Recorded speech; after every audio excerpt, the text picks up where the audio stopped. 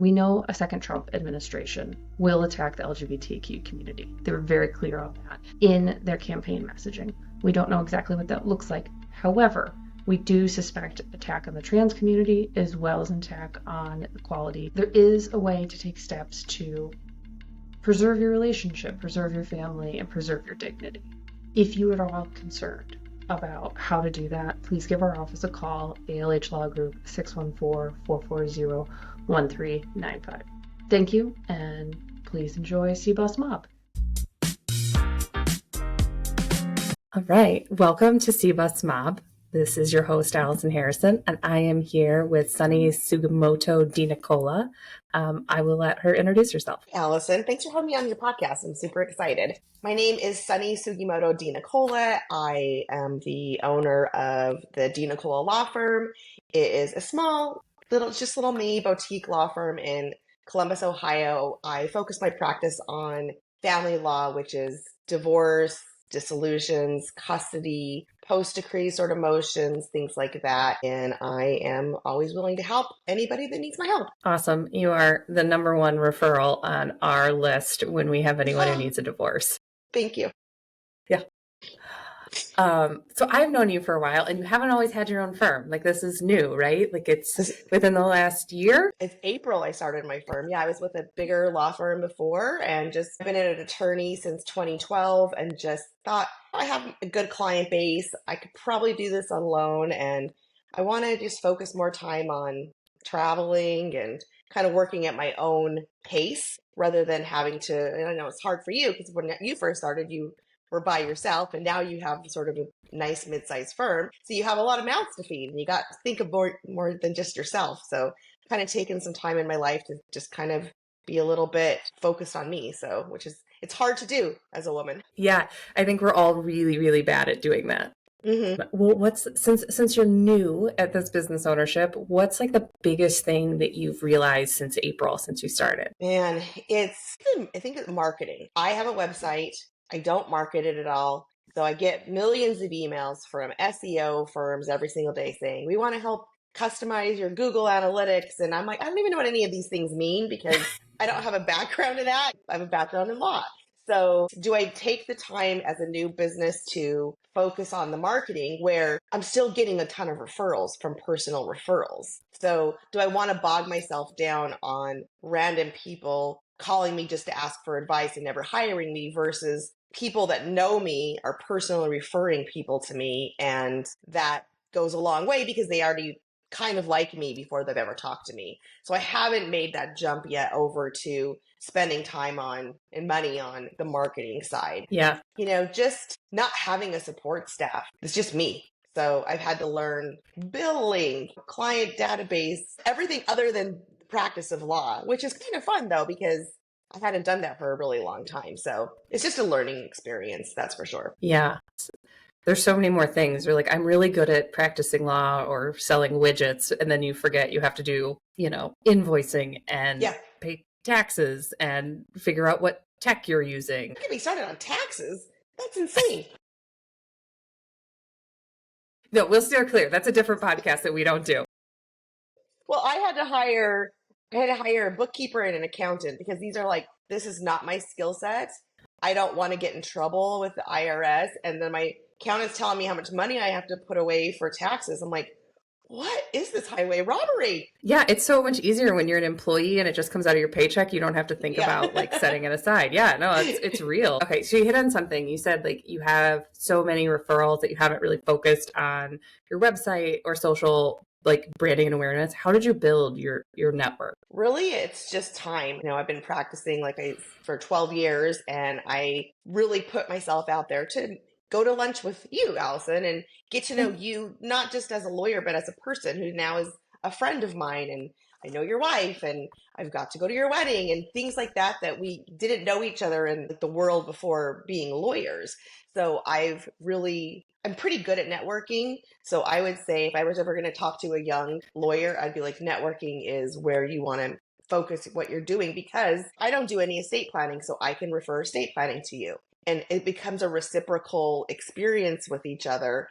And I can do that with multiple other different legal fields I don't work at. So and I'm not saying that all my referrals come from legal. I got a referral the other day from the girl that does my nails because we talk about it and we love each other. And she's like, whenever people go and get their nails done and they're mad about something, they talk to someone. And the woman that does my hair, she refers people to me. It's really about networking yourself, but also doing a good job for the clients. It's not just getting the business. It's actually doing a good job and being empathetic and knowing the law and knowing the customs in the courthouse, things like that, I think are really important. Yeah. And you just hit on something. So I was going to ask, like, what does networking mean to you? Because I think in like a traditional world, it's the guys that you play golf with, right? But you just hit on two things that are inherently female, or I shouldn't say inherently, but are traditionally thought of as female, kind of, right? Your stylist is your therapist, I think, in a way. But yeah, the other thing too, I just am curious, like, I remember when I was in law school and they talked about networking, I just envisioned a huge hall with millions of people that like you had to try and strike up a conversation. But what you talked about was not at all that, right? You found smaller ways. Can you, can you talk about that a little bit? Yeah, I thought that same thing when I went into law school because I had to brand myself in my previous career. And so when I was like, okay, this is about me, this is people are going to want me or to want to like me. So I joined networks like Franklin County Women Lawyers, and I was able to meet, other women lawyers. I had mentors through that, and I've become a mentor through that. The different associations at the law schools, I still keep in touch with Capital Law School, where I went to law school, and they invite me to come and talk to the kids that are going to law school, or not even kids, they're adults, but people that are going to law school, and they will reach out to me and say, hey, can we grab a coffee? Can we grab lunch? Can we grab a drink? And I really make myself open to situations like that. I have did the moot court and like helped the people doing moot court and met a lot of young attorneys over the past few years doing that and I do the Supreme Court mentorship. So I always have a new attorney that I work with every year, and they've all been women because I think women want to reach out to other women to help them and support them. So I've not had a male yet, but I would love to have a male mentee. But I like that mentorship part of being a lawyer that's been around for a while and just say, hey, you can have a bad day sometimes and that's okay. But it's really just kind of casting your net pretty wide and letting people know that this is what I do and here's my information. And just follow up and just say, hey, do you want to reach out again or go have lunch or something? Yeah. Yeah. I think so much is over lunch and coffee when you can sit down and one-on-one get to know someone. For sure. I think there's a lot there.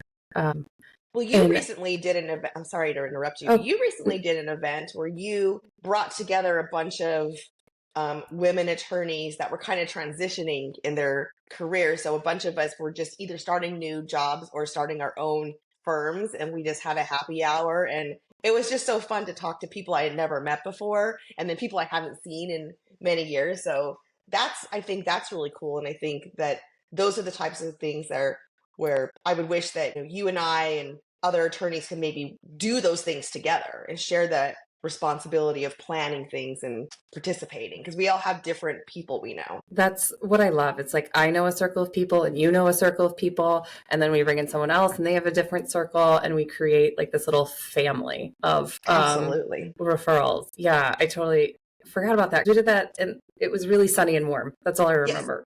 Yes, it was. Yeah. So yesterday with the weather right now. That's true. That's true. But yeah, when we planned that one, it was intentional because I was like, I want all of these amazing women that I know in my circle to like know each other, because I think there's power in that. And especially in the law, it's very male dominated. And so to like bring women to the top is a huge priority, I feel like, for me and for you too. But I don't want to speak for you. No, I mean, I've had really good male mentors through my legal career and good female mentors though. But I know that I don't get called sweetie and hun by other female lawyers at court ever. Yeah, that's fair. I was going to say, what are some of the challenges as being a minority business owner that you weren't expecting it, and how did you overcome? I think because I went to law school a little bit later in life, I was in my 30s. I wasn't perceived as a brand new lawyer when I first met people. And so I didn't have that as much as younger female attorneys that I know. That an attorney I know was at court the other day, and the guy had not met her in person, her own client. And he goes, "You're not even 30. Like, how are you going to help me? And she's like, what does my age have to do with anything? And it just really caught her off guard of, yeah, I'm not 30, but I've been practicing for 4 years and all I do is this type of job. And it's talking to women like her and having that experience of, I'm finding it less and less that it's so top heavy of older white men lawyers and more of younger female lawyers, especially in the divorce domestic world. I think Yeah. we're more geared for the empathetic part of our personalities and our wanting to help and wanting to be creative. And I'm more shocked nowadays when other women lawyers are rude to me or disrespectful.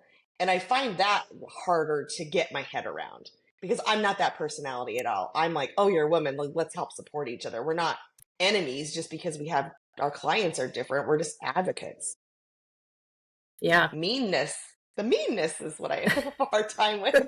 And I guess I overcome it with a lot of honey. I'm just pouring on the niceties at that point because I'm like, I will get you to smile and be my friend. I'm like a little puppy dog when it comes to that. You like the challenge. You're like, this is my new challenge for the week. Yeah. Yeah. I mean, that's so interesting because I feel like, I don't know, sometimes I think of Mean Girls as like it's high school and we've all outgrown that, but it's not necessarily accurate. Yeah. What do you deal with it? Honestly, so many times my opposing counsel are men. Like I have one case where the opposing counsel is a woman and I have not overcome it. Like there's no desire to have a conversation, which is just wild because most of the men are like, yeah, let's figure out how to deal with it. I don't know if it's because they don't want to work that hard. And they're like, can we just settle this so I don't have to go to trial or what? But we usually can find a commonality. Yeah. I'm more surprised when people are really, especially in my world, pushing to go to trial because it's such a personal, it's your marriage ending or custody of your child. Why would you want some random judge that sees thousands of cases making that decision for you? I find that mind-boggling. So I would think in my world, it's not that I don't want to work on the case. It's more of like, well, you have to be able to figure this out because it's your stuff or it's just money. Yeah. But then it's your child. So how do we come to it? You have to co-parent with this person one way or the other for X amount of years. So why would you want to leave that up to someone else? That's where I'm mind-boggled. Yeah, I mean, that's a good point because you're in a different spectrum, right? Yes. Most of mine is business to business or consumer to business. They're not seeing these people again. Yeah. But I remember in law school, and this still hits me today, it's like we spent so much time learning the basics of the law and then finding our like zones that we practice in. And then we have this general public who is supposed to comply with all of these laws that took us forever to learn. And like, it's just wild to me, like how we barely understood it after going 3 years of intensive school, but like the world's supposed to know every minute detail. Yeah. Like, to me, that's the biggest challenge is like, how do I take this like esoteric concept from 20 years ago and explain it to someone or like 150? Yeah. I had someone the other day ask, what's new in estate planning? And I was like, estate planning concepts have been around since like fiefdoms in England. It doesn't change all that fast. Yeah. Just like the levels of money that you can leave to someone do. Yeah, there's little nuances, and I'm sure it's the same in divorce. Like, not that it's quite as old of a concept, but like, I can't imagine it's changed wildly. Yeah, there's not. And that's what I like about family law.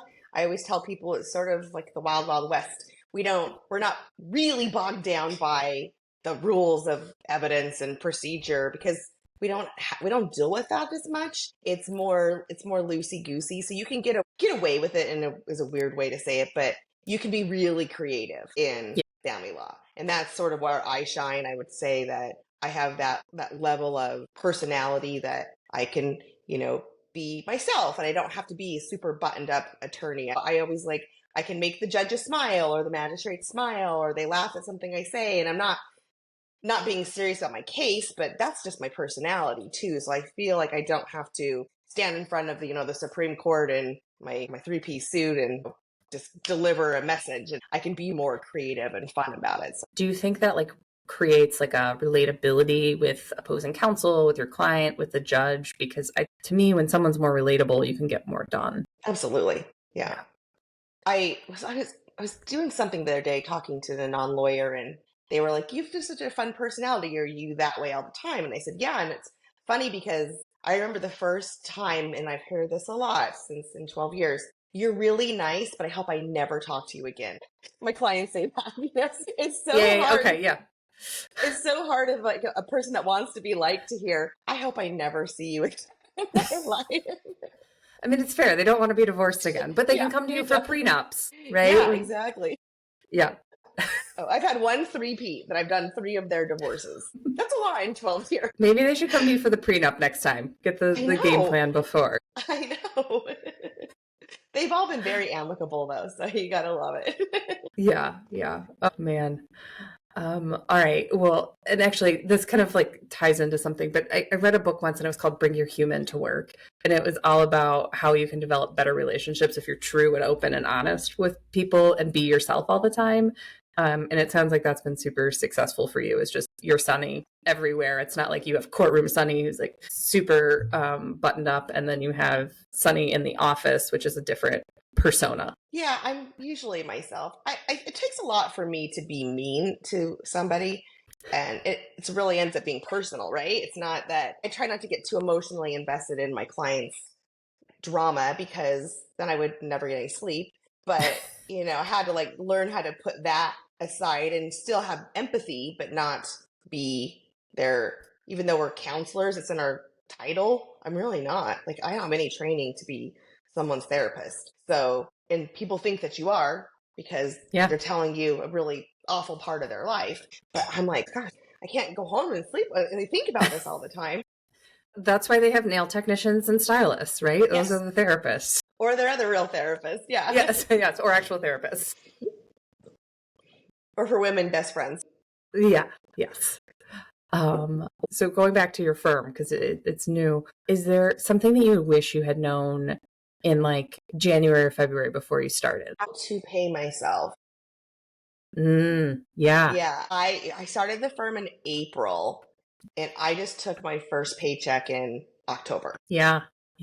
6 months I went without a paycheck. And luckily I had savings, and it was, I was in a position to be able to do that, but I didn't think it would take me that long to figure it out.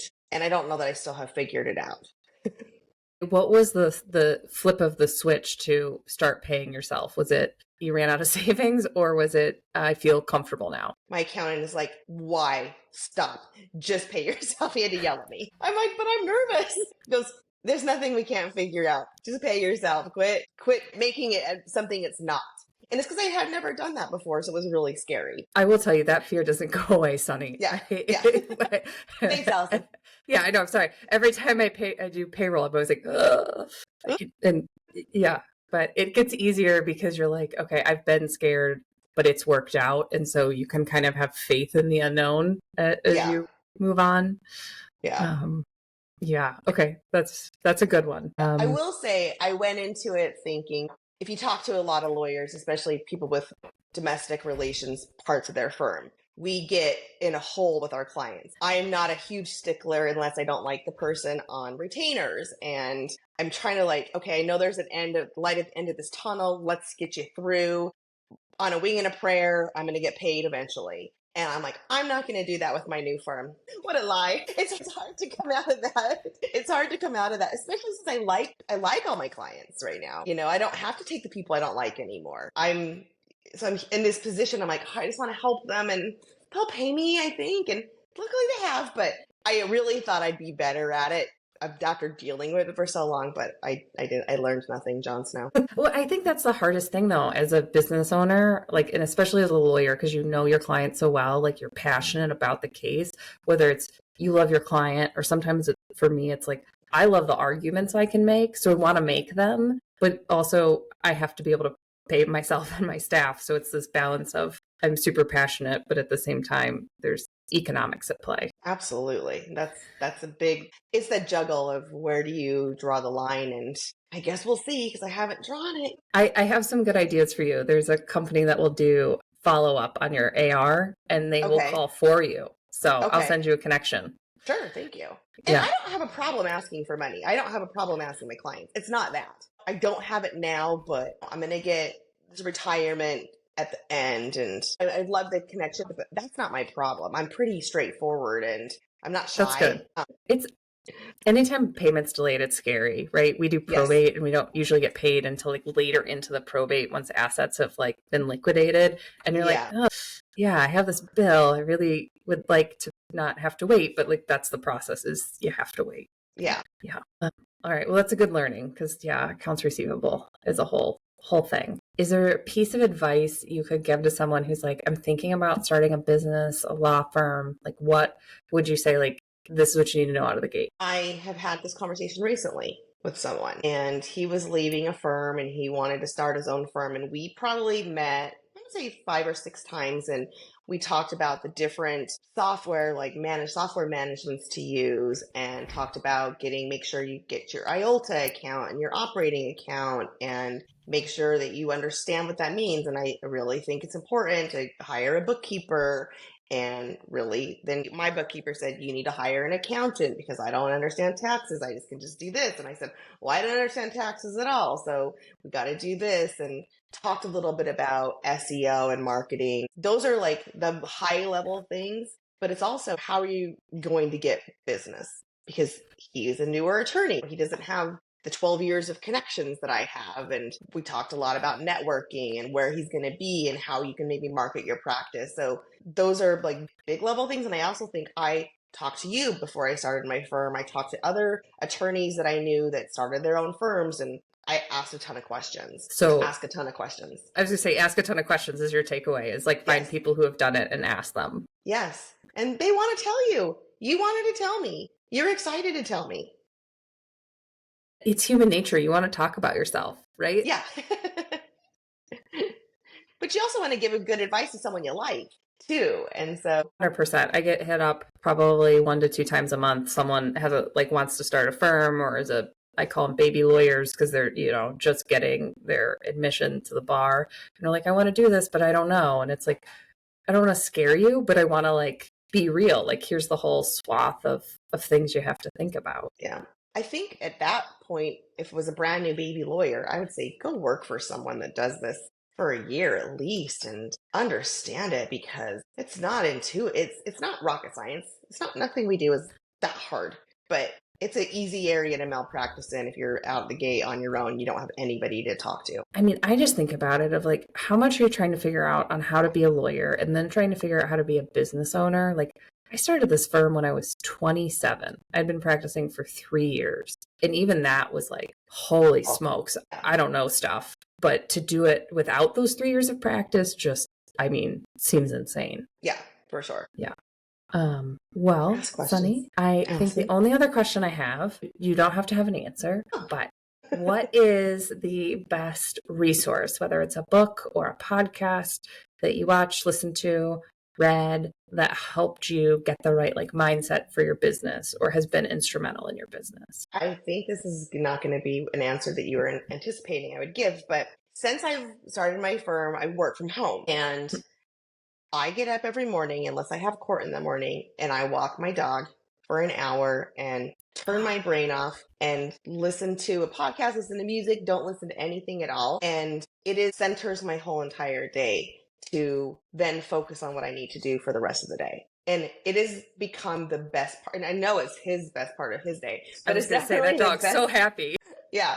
And I have lost weight, feel freer. It's just, I'm not starting my firm. I'm not in this position where I have to get up and be in the office at 9 o'clock and be there. People can know that I'm there and ask me questions, and I can do what I want to do. So if I want to work till 10 o'clock at night, I could have done that before, but I feel like the freedom of being able to do what I want. I guess I'm not a book reader for resources on how to run a business or anything, but my husband has been really helpful in the whole process. He's a person that works at Bank of America, and he's been around doing a lot of different things and has been a person that really has helped me be able to make some key decisions. So I relied on him a lot too. Yeah. But it's really just getting that time for myself each day. That sounds amazing. I'm very jealous for your dog. You should be. He's very lucky. But it's just as nice as I started at beginning. I was taking phone calls and doing stuff. I'm like, nope, I need this time for myself. selfishly. No, I don't think it's selfish at all, because as a business owner, you could kill yourself working 24/7. Like, it's so easy to do. So Absolutely. for you to take that hour is amazing. I love it. Nice. Yeah. All right. Well, thank you, Sunni. We will put all of your contact information in the show notes so people know who to call if they need a prenup or a divorce. Okay. Thanks, Allison. You're the best. Yeah. Good luck. Thanks.